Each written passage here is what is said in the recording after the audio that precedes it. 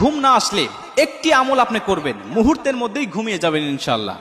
বর্তমান সময়ে ঘুম না আসা সবচাইতে কঠিন একটা মুসিবত হয়ে দাঁড়িয়েছে, সমস্যা হয়ে দাঁড়িয়েছে। আজকে অধিকাংশ মানুষ, কে ছোট কে বড়, কে নারী কে পুরুষ, সমস্ত মানুষের একই সমস্যা হয়ে দাঁড়িয়েছে, ঘুম যথা টাইমে না আসা। আর এই না আসার কারণে অনেক মানুষ অনেক মেডিসিন খেয়ে খেয়ে জীবন যৌবন সবকিছু নষ্ট করে ফেলেছে। কারণ ঘুমের ওষুধের মধ্যে এমন কিছু ক্ষতিকারক উপাদান থাকে যেগুলো মানুষের জীবনকে, মানুষের বিভিন্ন অঙ্গ প্রত্যঙ্গগুলোকে একেবারে তিলে তিলে শেষ করে দিচ্ছে। আজকে আপনি এইগুলো করবেন না, আপনি আল্লাহ রাসূলের দেখানো পদ্ধতি অনুযায়ী আপনি ঘুমাবেন ইনশাআল্লাহ। আশা করা যায় এই দোয়াটা যদি পাঠ করতে পারেন, আল্লাহ রাসূল নিজে শিখিয়েছেন এই দোয়াটা যায়েদ ইবনে সাবিতকে। আপনি এই দোয়াটা পাঠ করবেন, পাঠ করে আপনি ঘুমানোর চেষ্টা করবেন, ইনশাআল্লাহ অল্প সময়ের মধ্যে আপনি ঘুমিয়ে যাবেন।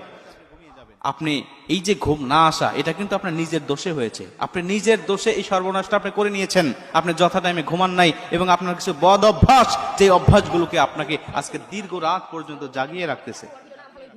বিশেষজ্ঞরা কয়েকটা কারণ উল্লেখ করেছেন। প্রথম নম্বর যে কারণটা, আর সেটা হলো দিনের বেলায় অতিরিক্ত ঘুমানো।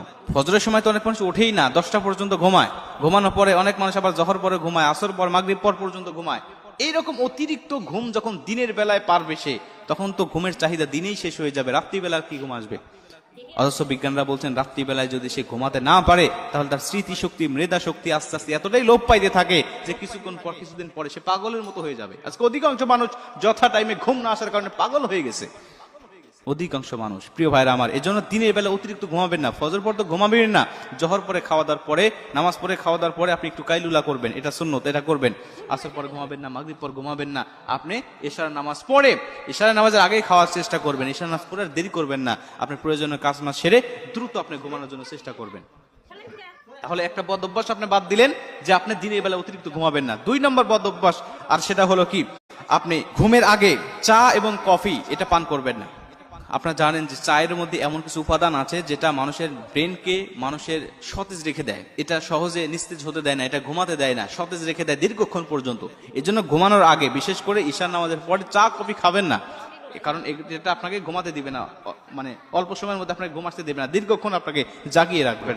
যায়েদ ইবনে সাবিত রাদিয়াল্লাহু তাআলা আনহু আল্লাহ রাসূল সাল্লাল্লাহু আলাইহি ওয়াসাল্লামের কাছে আসলেন। মুসলমান ভাইরা আমার, যায়েদ ইবনে সাবিত রাদিয়াল্লাহু তাআলা আনহু আল্লাহ রাসূলকে সে ডাক দিয়া বলেন, ইয়া রাসূলুল্লাহ, ইয়া হাবিবাল্লাহ, কিছুদিন হয়ে যাচ্ছে আমার ঘুম ঠিক মতো আসে না।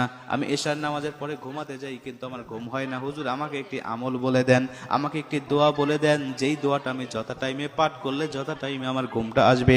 আল্লাহ রাসূল বলেন, ঠিক আছে তুমি আসো, আমি আল্লাহ রাসূল তোমাকে দোয়া শিখায় দেই, তুমিও আমার সাথে দোয়াটা পাঠ করো। আল্লাহ রাসূল বলতে লাগলেন, আল্লাহুম্মা গারাতিন নুজুম, আল্লাহুম্মা গারাতিন নুজুম। আমি আয়াতটা আমি আপনাদেরকে বলতেছি, আপনারা লিখে নিয়ে যাবেন। আল্লাহুম্মা গারাতিন নুজুম ওয়া আহদাতিল উয়ুন, আল্লাহুম্মা গারাতিন নুজুম ওয়া আহদাতিল উয়ুন, ইয়া হাইয়ু ইয়া কাইয়ুম লা তাখুযুকা সিনাতু ওয়ালা নাওম। আবার ইয়া হাইয়ু ইয়া কাইয়ুম। এরপরে আপনি পাঠ করবেন আহদিল লাইলি ওয়া আনিম আইনি। এই দোয়াটা পাঠ করে যখন আপনি ঘুমাতে যাবেন, আমার আল্লাহ রাব্বুল আলামিন দেখবেন যে মুহূর্তের মধ্যেই আপনাকে প্রশান্তির ঘুম চোখে এনে দিয়েছে। জোরে কোন সুবহানাল্লাহ।